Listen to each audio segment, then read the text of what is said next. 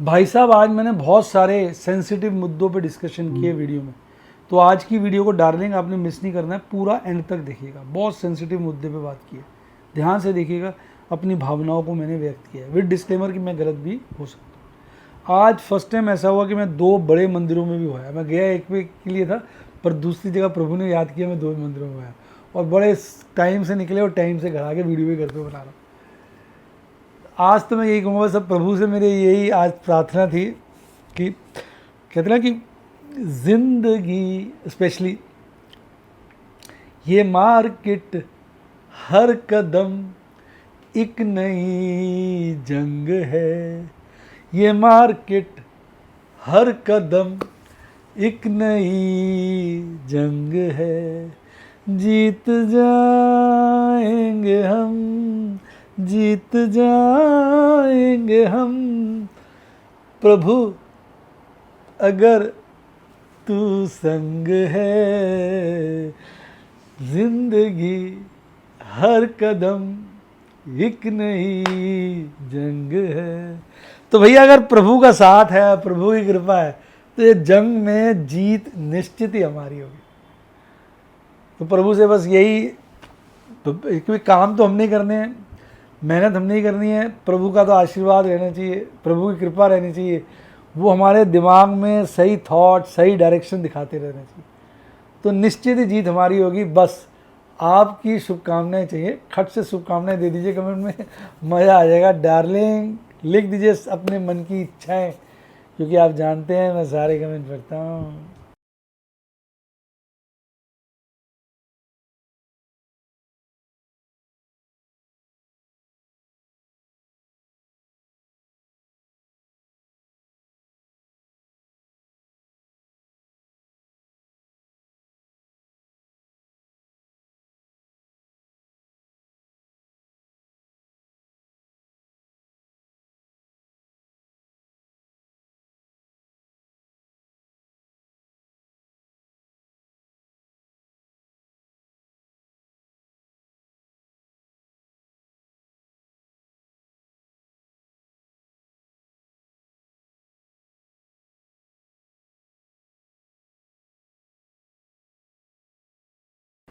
Hi guys, आपका स्वागत है आपके अपने show MKJ talks for investment इन हिंदी में।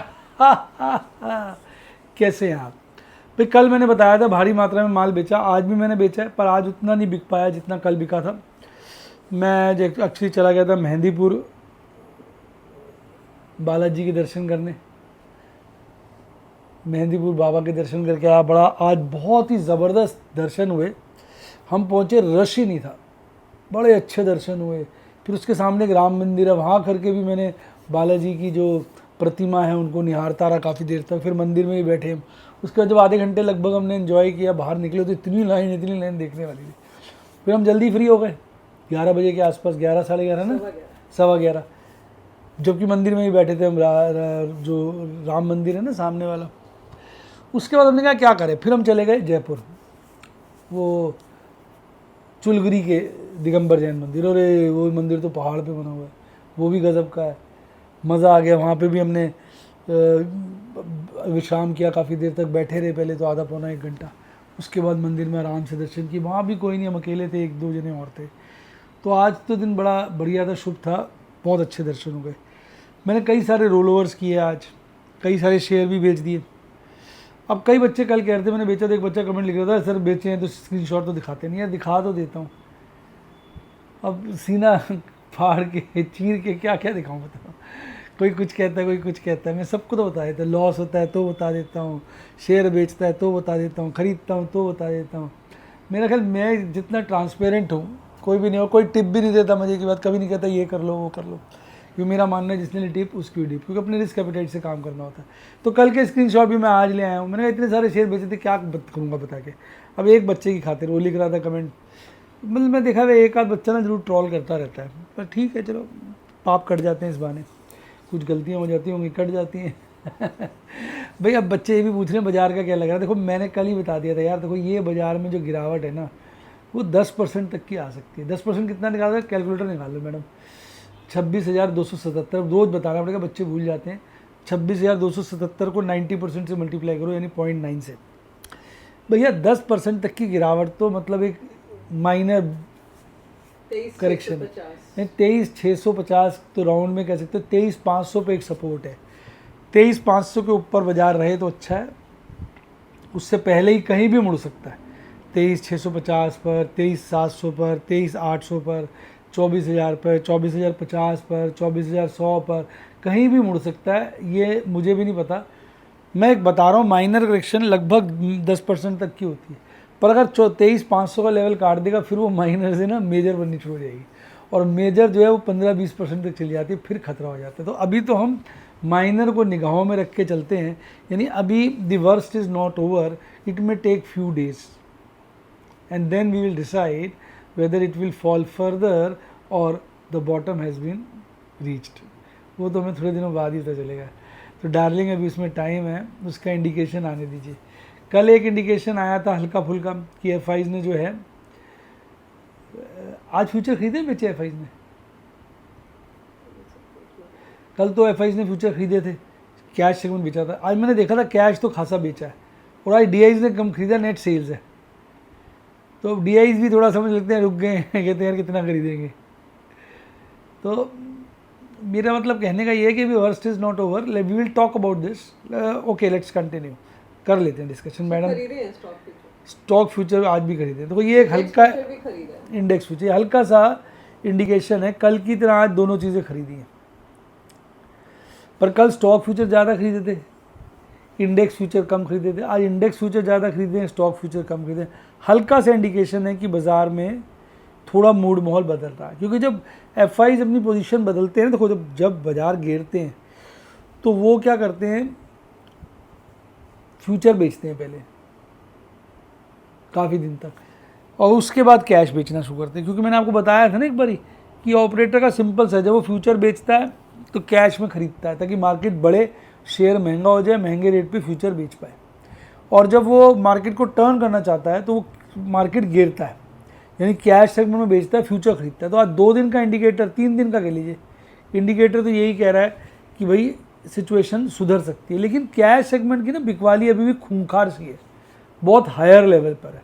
और वहीं डीआईज ने कम खरीदा है, तो यानी डीआईज को लग रहा है कि शायद भाई अगर डीआईज को श्योर हो कि बाजार चेंज होने वाला तो डीआईज और खरीदारी बढ़ा देगा, पर उसने बढ़ाई नहीं है। कहीं ना कहीं वो भी थोड़ा सा सचेत हो गया। तो मैं तो उस दिन बिकवाली रोकूंगा अपनी, जब वो कैश सेगमेंट में एफआईज खरीदना शुरू कर देंगे तब मैं रोक दूंगा, पर उसमें भी टाइम है।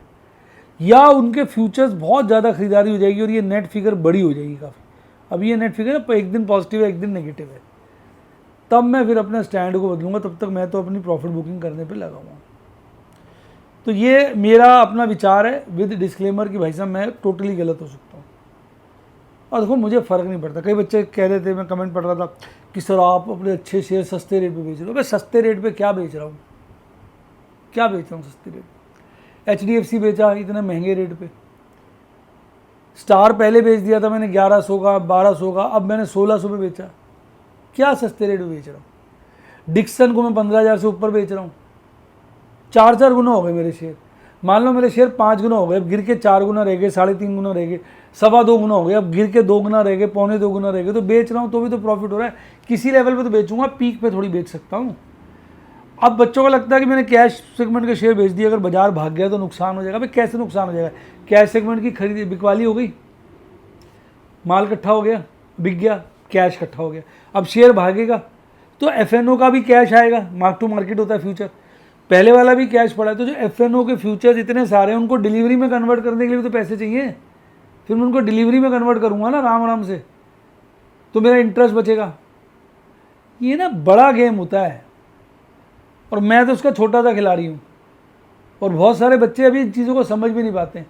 बस आपके मेरे में फ़र्क है, आप भी छोटे हैं, मैं भी छोटा ही हूँ।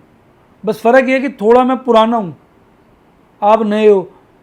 मुझे थोड़ा ज्ञान कह लो, थोड़ी बाज़ार की कैलकुलेशन जजमेंट ज़्यादा है, बस ये फ़र्क है।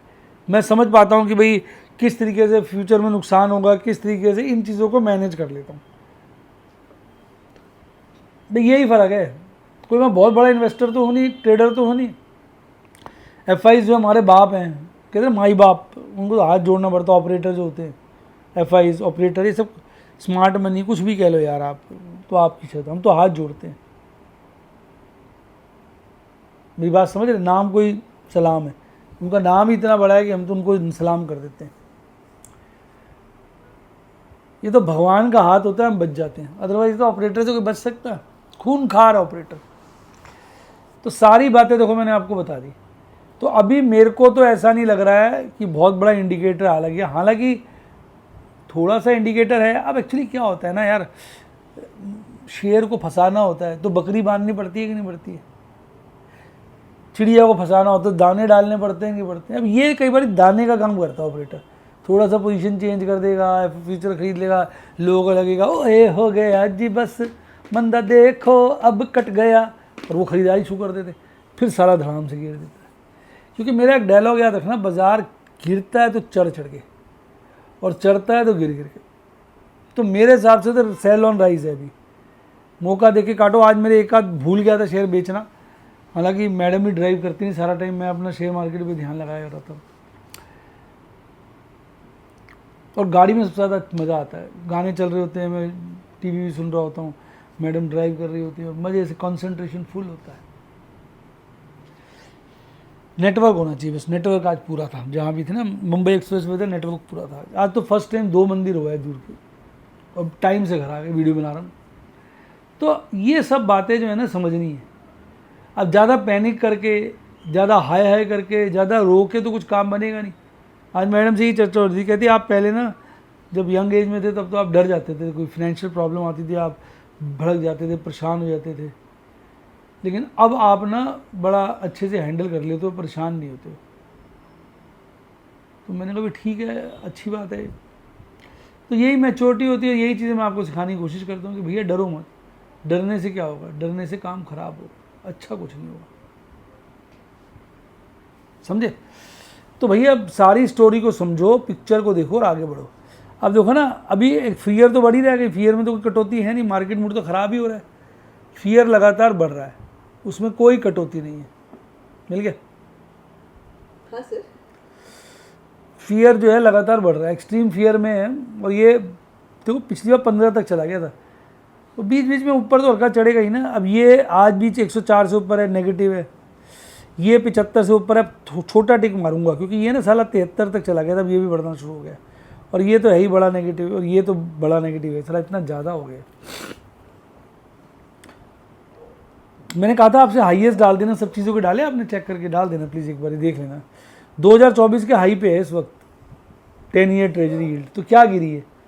इंटरेस्ट रेट कम हो रहा है, ये हो रहा है, वो हो रहा है। अब ये देखो, ये भी आज बढ़ गया और ये भी बढ़ गया, तो ये भी हायर साइड पे।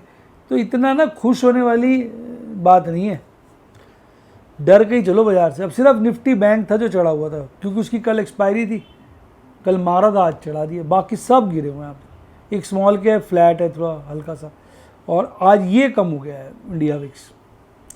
तो कोई ऐसे नहीं खुशी की बात हो, गिरावट देखो मिड कैप में ½ % से भी ज़्यादा की है। तो इंडेक्स वाइज कोई ऐसा नहीं है कि बड़ा वाहवाही हो गई। सिंजिन था जो भाग रहा था, पावर फाइनेंस, नवीन फ्लोरिन, REC, ये आज दौड़ रहे थे। गिरने वालों में सबसे आगे था डॉक्टर लाल पैथ, HUL की तो माँ बहन एक कर दी।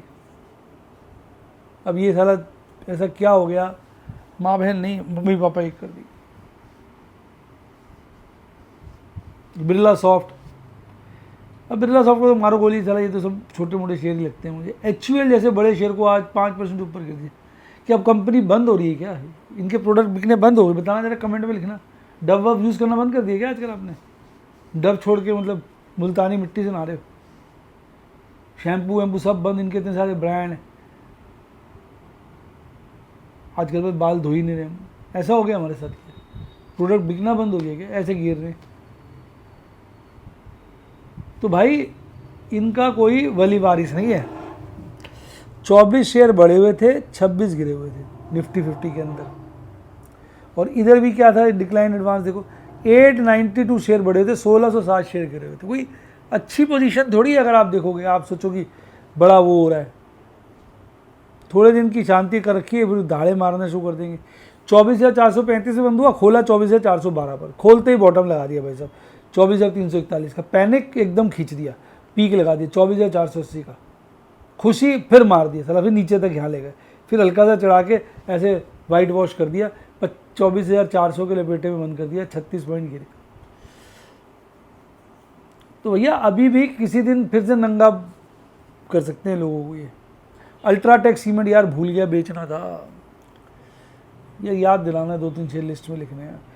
Shriram finance, Titan company, Grasim, M&M, SBI, Adani port भागे हुए थे। गिरने वालों में ITC, Britannia, Bajaj auto, Nestle, Hindalco, SBI life, HUL, इन सबको मार पीट के एक तरफ कर दिया। देखो कैंडल देखो, इंडिसिसिव डोजी है, जहाँ खुली वहीं बंद हो गई। देखो अब आज भी लोअर बॉटम लगा, कल भी लोअर बॉटम था, कल भी उससे पहले भी लोअर बॉटम था, एक दिन अपर बॉटम था, फिर लोअर था, उससे पहले लोअर था, उससे पहले, अब एक आध दिन ही तो अब हायर लो बना रहा है, अदरवाइज तो लोअर लो रोज बना रहा है। तो भैया अभी कुछ ऐसा नहीं है। ये 32.5 है, मेरे से पूछो ना, इसको 20 के आसपास लेके आएंगे। 20 का मतलब ये नहीं 20 ही लेके आएंगे, हो सकता है 20 काट के 19, 18 ले आए फिर चढ़ाए, हो सकता है 22 से चढ़ा दें, 23 से चढ़ा दें, 24 से। मैं साला कोई नॉस्ट्रेडमस थोड़ी हूँ कि मुझे पता हो कहाँ से चढ़ेगा। अगर पता हो तो मैं सारे संसार का काम मैं ही ना कर लूँ।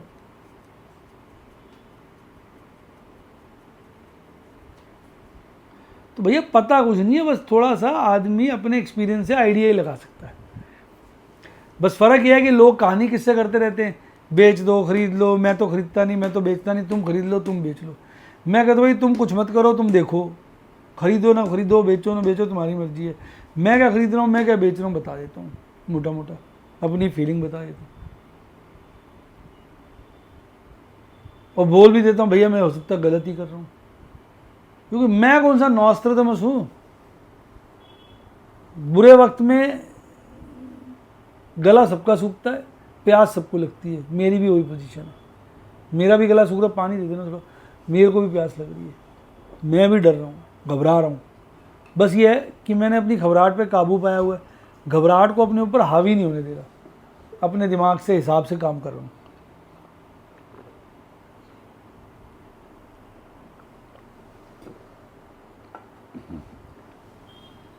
और कुछ नहीं है।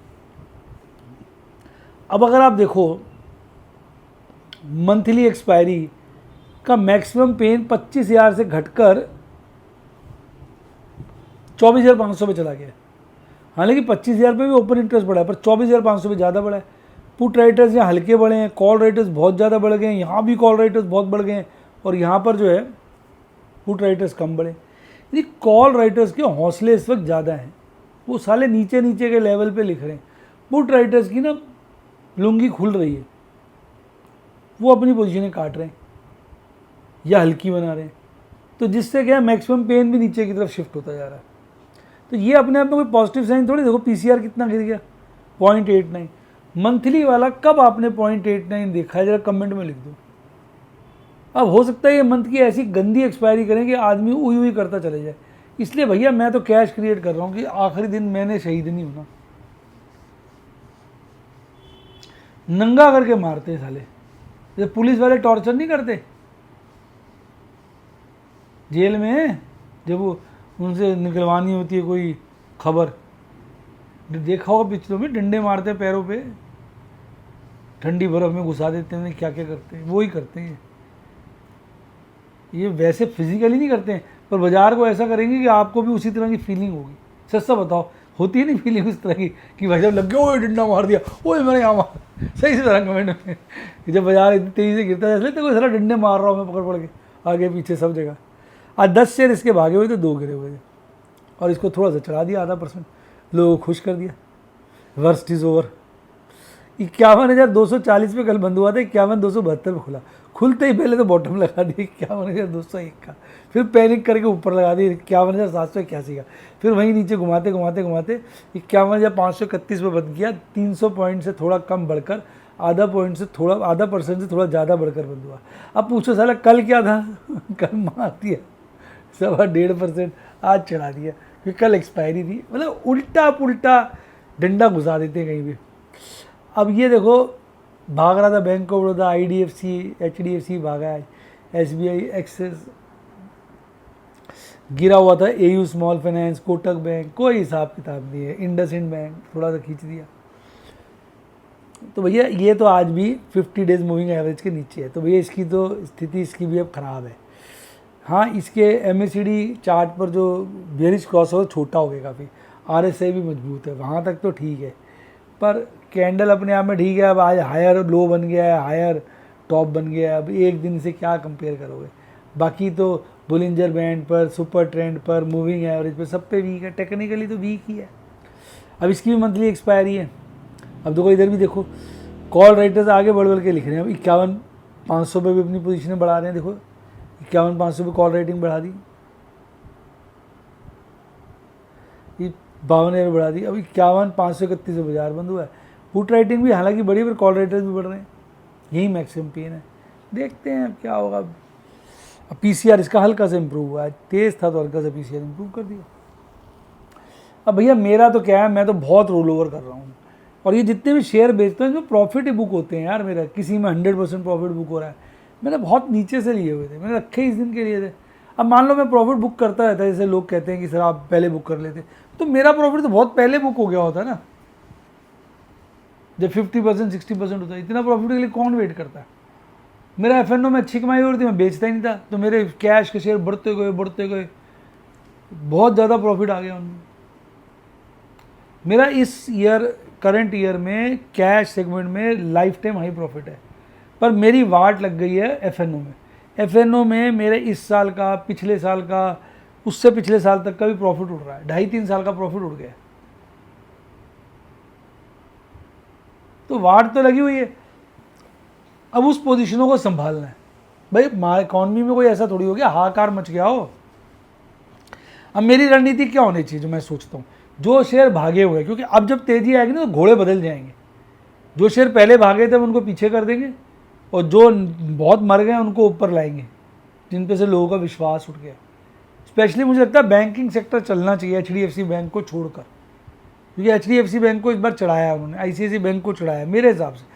भाई साहब, पर एक बात लिख लो कागज़ पेंसिल खोल के, मैं डिस्क्लेमर दे रहा हूँ, मैं टोटली 100% गलत हो सकता हूँ। इसके पीछे कारण ये है कि मैं नॉस्ट्राडामस नहीं हूँ, मैं साधारण सा इंसान हूँ,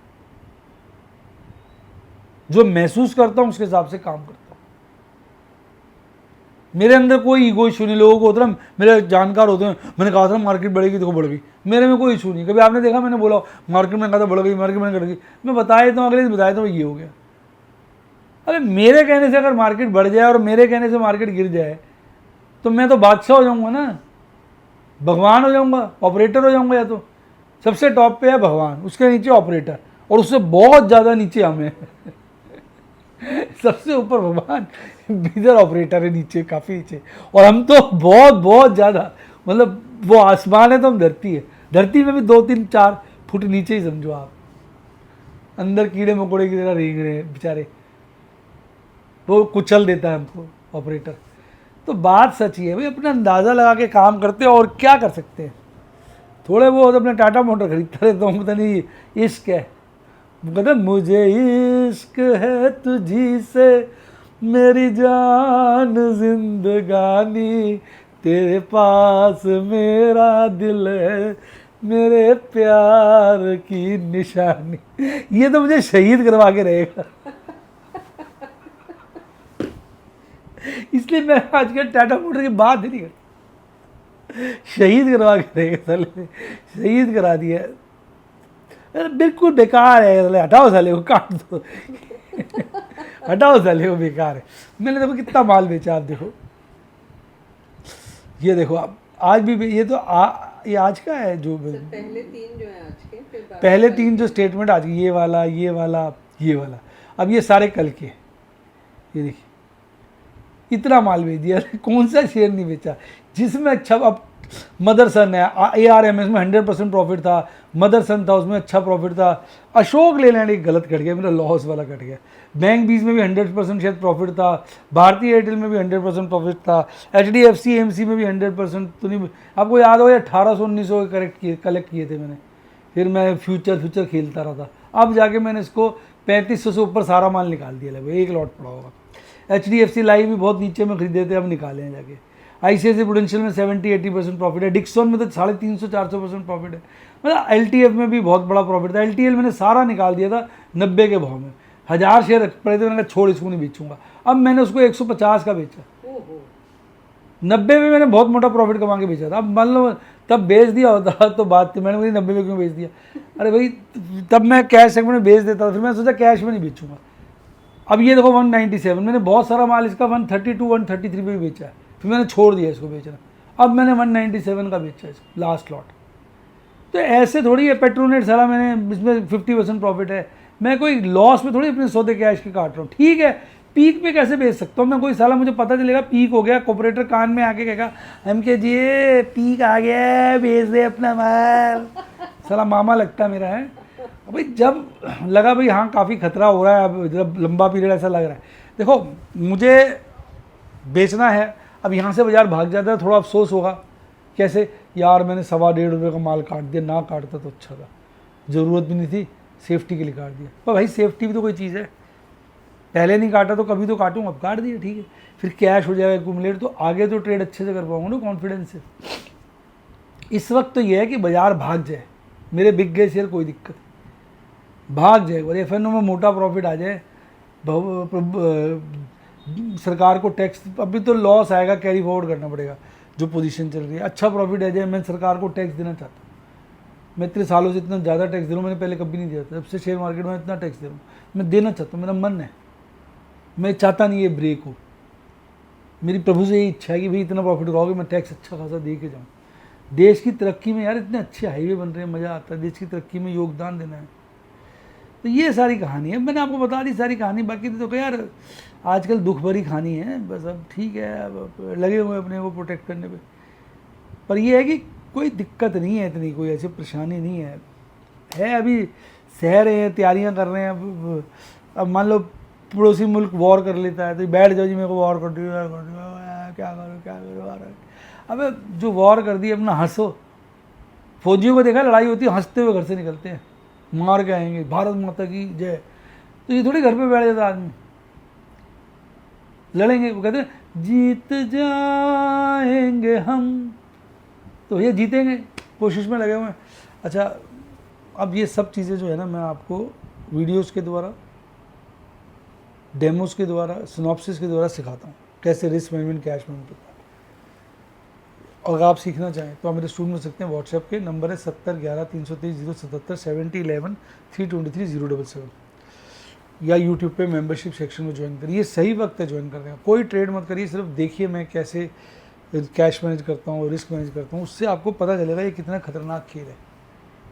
खतरे को भांपोगे ना तभी आगे कभी एक अच्छे ट्रेड बन पाओगे। मेरी टीम को कॉल कर सकते हो। और हाँ डीमेट अकाउंट खुलवाया नहीं है तो फिर ट्रेडिंग और वो नहीं हो सकती, इन्वेस्टिंग, लिंक डिस्क्रिप्शन बॉक्स में उससे खुलवाइए, मेरी टीम को कॉल कर लो 7011-323-077, पूरी हेल्प करेगी। आप वीडियोस भी दे देगी कैसे आप प्लेटफॉर्म क्रिएट करते हैं, KYC वगैरह सब चीज़ों के लिए आपको हेल्प करेगी। टेलीग्राम चैनल ज्वाइन करना है, लिंक डिस्क्रिप्शन बॉक्स में, फेक वाला नहीं, असली वाले का लिंक डिस्क्रिप्शन बॉक्स। इसी के साथ साथ bye, god bless you, happy investing. और आप स्टॉक मार्केट के बेताज बादशाह बने।